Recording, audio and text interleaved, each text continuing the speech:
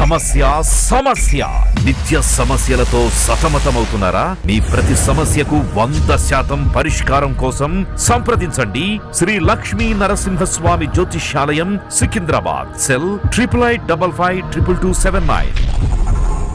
నమస్తే అండి. నమస్తే సార్, విజయ్ గారు టీవీకి అధినేత, కాబోయే సీఎం విజయ్ గారు ఎప్పుడైతే 108 స్థానాలలో లార్జెస్ట్ పార్టీగా అవతరించారు, సో ఆయన పర్సనల్ లైఫ్లోని ఇష్యూస్ మనం చూసాం.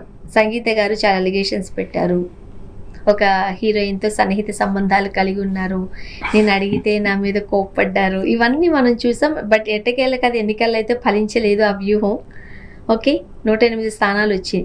ఈ రోజు నుంచి వస్తున్న వార్త ఏంటి అని అంటే, నేను విజయ్కి విడాకులు ఇవ్వట్లేదు.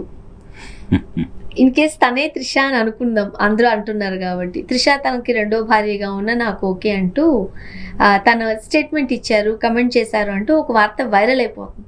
వైరల్ అవుతోంది, బయట మాట్లాడుతున్నారు, కానీ అధికారిక సమాచారమా ఇది అనేది డౌటే. ఇంకొంచెం తెలియాలి. అంటే జనరల్గా ఇలాంటివి చాలా సందర్భాల్లో వండి వార్చే వార్తలు కూడా వస్తాయి బయటికి. అయితే ఆవిడ ఇప్పుడు డివోర్స్ ఇవ్వాలా వద్దా అనేది డెసిషన్ తీసుకోవటం ఆవిడ నిర్ణయంగా ఉండదు. ఎందుకంటే ఆల్రెడీ కోర్టుకు వెళ్ళిపోయారు అనేది మనకి గతంలో ఉన్న సమాచారం. కోర్టులో ఉన్నారు. ఆ కేసుకు సంబంధించినటువంటి ప్రొసీడింగ్స్ రీత్యా నేను కొంతకాలం ఇండియాలో ఉండాల్సి వస్తుంది, ఇదే ఇంట్లో ఉంటాను అని ఆవిడ మొండిగా వ్యవహరించారు అనేది కూడా ఒక వార్త సర్క్యులేట్ అయింది. బయటే ఉంటున్నారు. అయితే ఆవిడ అక్కడే ఉంటాను అని ఇన్సిస్ట్ చేశారు అనే వార్త అయితే వచ్చింది బయటికి. కనుక ఆ ప్రయత్నాల్లో ఉన్నారు, వాళ్ళు ఆ ఫైట్లో ఉన్నారు. అక్కడితో విషయం తెగలేదు. ఆయన కుమారుడు, అతను హాస్టల్లో ఉంటున్నాడు, తను ఇంటి పేరు మార్చుకున్నాడు అనే వార్త కూడా విన్నాం. ఇలాంటి అనేక విషయాలు ఆ ఫ్యామిలీ చుట్టూ నడిచిన కథలు విన్నాం. అందులో ఎంతవరకు వాస్తవాలు ఉన్నాయనేది వాళ్ళు బయటకు వచ్చి మాట్లాడితే తప్ప ఎవరికి తెలియదు. ఇప్పుడు ఈ వార్త కూడా అంతే. ఇప్పుడు ఆవిడేదో అన్నీ మనసు మార్చేసుకుని ఆయన అద్భుతమైనటువంటి విజయం సాధించాడు కాబట్టి ఇప్పుడు వెనక్కి వచ్చేసి ఈ విజయం నుంచి ఆయన ఏదో గెయిన్ అవుతాడు, ఆ గెయిన్స్లో తన షేర్ ఉండాలి, తన పిల్లల షేర్ ఉండాలి అనుకుని వెనక్కి వస్తున్నారా? నిజమా ఇది అంటే డౌటే. అంటే ఆయన సక్సెస్ అవుతాడా లేదా? ఇప్పుడు ఒక సినిమా రిలీజ్ అవుతున్నప్పుడు అది హిట్ అవుతుందా ఫ్లాప్ అవుతుందా అనేది ఎవరు చెప్పలేరు. అప్పుడు ఓర్పుగా వెయిట్ చేయాలి. ఈవిడికి కూడా ఎన్నికలు బలాన టైంలో జరుగుతాయనే విషయం తెలిసి గొడవ మొదలు పెట్టడానికి ముందు తెలిసినప్పుడు అక్కడి వరకు ఆగాలి అనేటువంటి ఓర్పు కూడా ఉండాలి కదా. డెఫినెట్గా ఆవిడకి ఉంటుందనే అనుకుందాం. అలా ఉన్న ఆవిడ ఇప్పుడు ఏదో ఈ మార్పు జరిగింది కాబట్టి మనం వెనక్కి వచ్చేద్దామని అనుకుంటారని నేనైతే అనుకోవడం లేదు.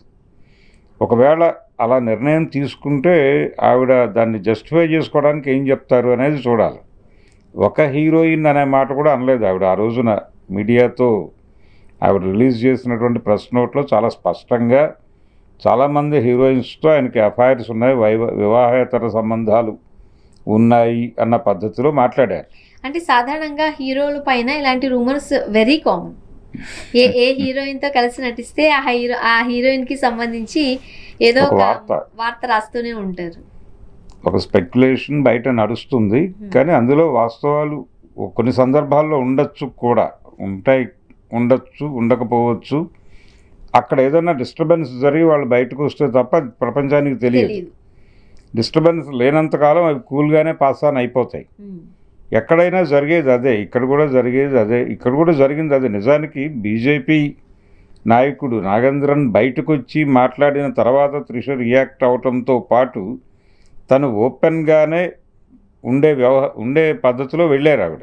అండ్ ఆయన గట్టిగానే చెప్పారు కూడా, త్రిష ఇంటి నుంచి బయటకు రావాలి అని.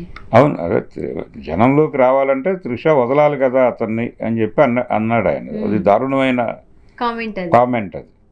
ఆ కామెంట్కి కూడా తను రియాక్ట్ కాలేదు, కానీ త్రిష రియాక్ట్ అయింది. తను సీరియస్గా వార్నింగ్ ఇచ్చే ప్రయత్నం కూడా చేసింది. అయితే ఇవన్నీ కామనే. ఇప్పుడు ఎంత తెలిసి అతని మీద ఇన్ని ఎలిగేషన్స్ పెట్టి ఎందుకు కలిసి ఉండాలి? కలిసి ఉండటం ద్వారా ఏం సాధిస్తుంది ఆవిడ? ఆయనతో ఆ స్పేస్ లేదు, వాళ్ళిద్దరికీ కలిసి ట్రావెల్ అయ్యేటువంటి ఏరియా లేదు అనే విషయం అర్థమైపోయాక ఎందుకు కలిసి ఉండాలని కోరుకుంటుంది ఆవిడ?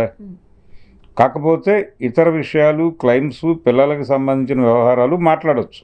మాట్లాడారు కూడా అప్పట్లో ఇన్ని కోట్లు అడిగారు అని అంటే నేను ఇన్ని కోట్ల వరకు ఇవ్వగలను ఏదో బేరసారాలు నడిచి అంటూ కూడా మనం వార్తల్లో చూసాం. అవును, అది ఆ సెటిల్మెంట్కి సంబంధించి ఈ కొత్త అడ్వాంటేజ్ మీద ఆవిడ ఏదన్నా ఆ టార్గెట్స్ పెంచటము ఇలాంటి పనులు ఏవైనా చేస్తే అది సహజమే. లేదు వాళ్ళకి ఇవి అంటే పిల్లలకి ఇవి కావాలని ఆవిడ కోరుకోవడం ఇది కూడా జరగచ్చు, తప్పులేదు కూడా, తప్పులేదు, పిల్లల విషయంలో తప్పులేదు.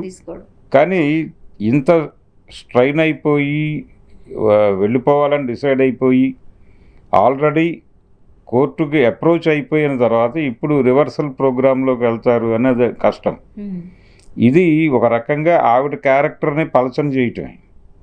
ఆవిడ క్యారెక్టర్ని పలచన చేయటము, ఆవిడ కూడా అదే పని చేస్తుంది ఒకవేళ వెనక్కి వస్తే.